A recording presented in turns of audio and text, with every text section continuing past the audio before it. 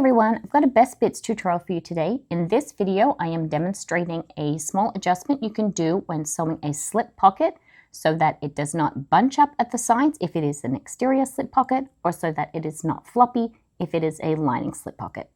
This clip is taken from my video on the Rockatorn crossbody bag. And what I'm also going to do is baste this exterior pocket to the main part of my bag. I'm going to line it up along the bottom edge. I'm going to clip it in place, starting at the center.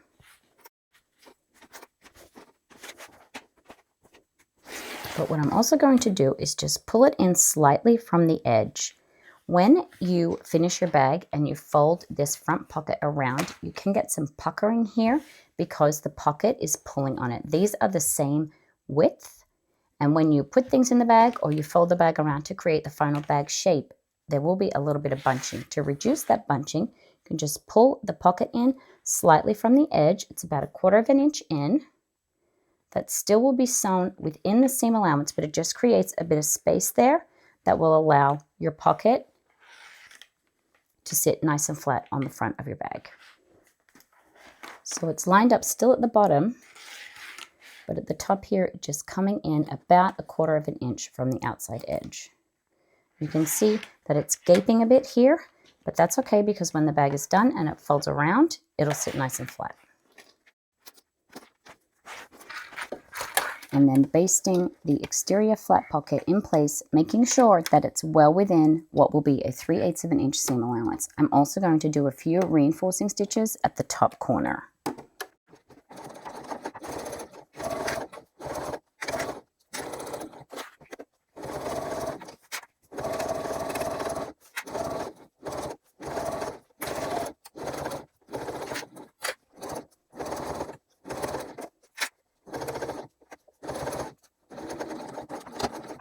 We're now going to sew our lining patch pocket. Take your patch pocket and make a mark 1/4 inch from the outside edge at the top.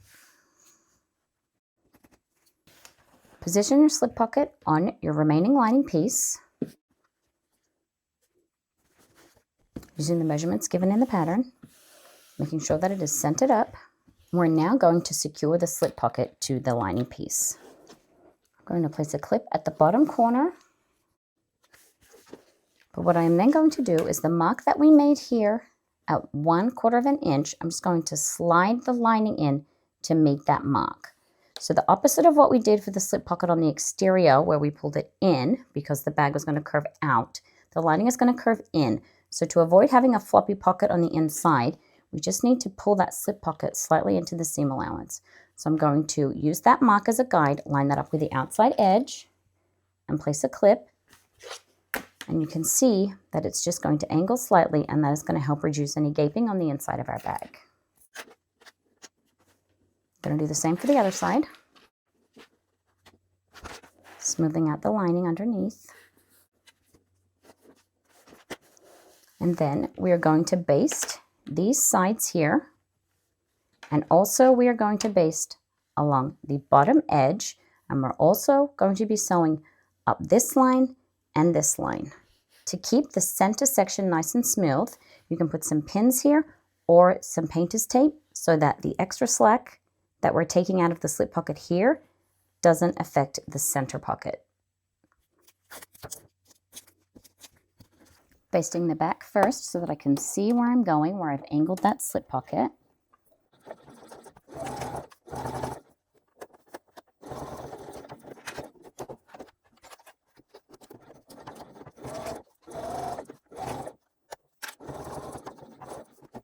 And then for the bottom stitch line, it is not a basting stitch. This is the stitch line that is going to secure the bottom of your slip pocket. So you want to use a shorter stitch length, and you want to make sure that you are securing your stitches at the beginning and at the end.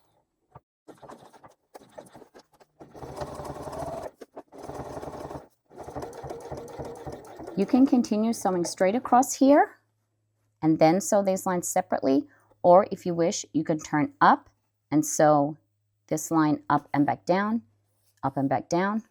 rather than having to start and stop over and over again.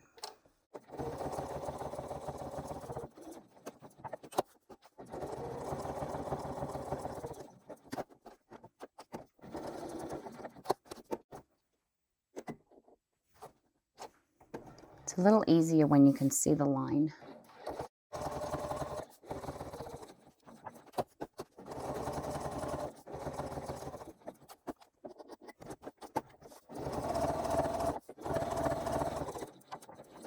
Trim your threads and also trim the excess slip pocket that is hanging over the edge of your lining panel. Don't worry that at this point your lining panel is not sitting flat.